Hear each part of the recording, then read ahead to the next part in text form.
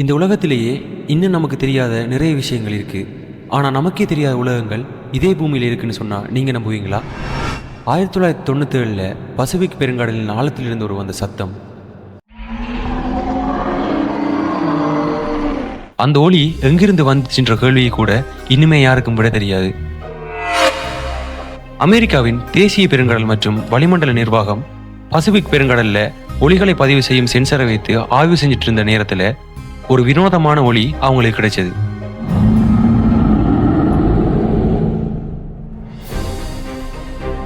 அந்த ஒளிக்கு த லூப்னு பேர் வச்சாங்க.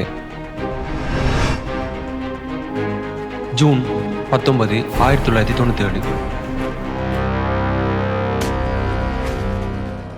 இந்த ஒளி சுமார் 5000 கிலோமீட்டர் தூரத்துக்கு அதிகமாக பரவிச்சின்னும் இது சாதாரணமாக நம்ம கேட்பது போல இல்லைன்னும் இது ஒரு உயிரினம் உருவாக்கும் ஒளி போல இருந்துச்சுன்னும் சொல்றாங்க.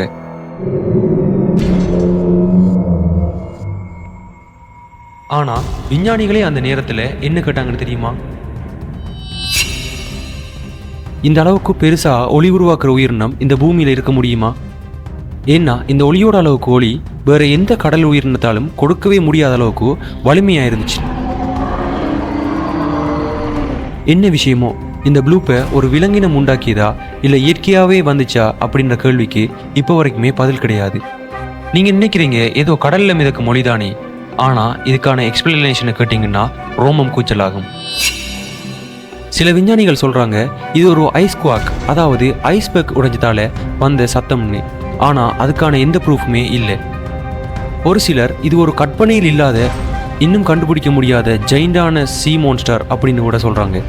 இன்னும் சிலர் இது பூமிக்கு வெளியிலிருந்து வந்த ஒளின்னு கூட சொல்கிறாங்க. ஆழ்கடல் அப்படின்றது நம்ம இன்னும் 80% வரை ஆராயாத ஒரு மர்ம உலகமாகவே இருக்குது. அங்கிருக்கிற அழிவுற்ற உயிரினங்கள், யுராசிக் காலத்து மீன்கள், தீயை உமிழும் பிளாக் ஸ்மோக்கர்ஸ் போன்ற வெப்ப குகைகள், இப்படியானதெல்லாம் அந்த உலகத்தில் அடங்கும்.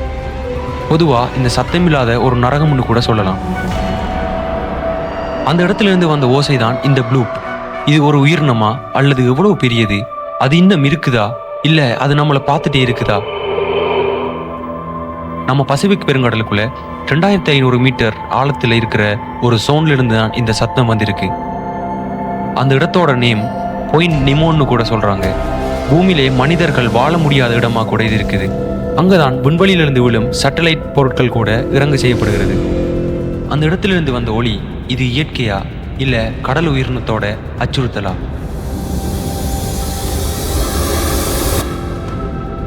இந்த ஒளி 1997க்கு பிறகு ஒருபோதும் திரும்ப கேட்டதில்லை. ஒரே ஒரு முறை கடலின் மூச்சாக கேட்ட அந்த மர்மம் இன்று வரை உலகின் தீர்க்க முடியாத மிஸ்ட்ரியில ஒன்றா இருக்குது. இந்த மர்மத்தை பற்றி நீங்க என்ன புரிஞ்சுக்கிறீங்க? அது ஒரு உயிரினமா இல்ல பூமியில இருக்கிற ஒரு மோன்ஸ்டாரா அல்லது பூமிக்குள்ளே இருக்கிற இன்னொரு பூமியா? கமெண்ட்ல உங்க யோசனையை சொல்லுங்க. இந்த மாதிரி மர்மங்களை அடக்கிய வீடியோஸை பார்க்கணும்னா நம்ம சேனலை மறக்காம சப்ஸ்கிரைப் பண்ணுங்க.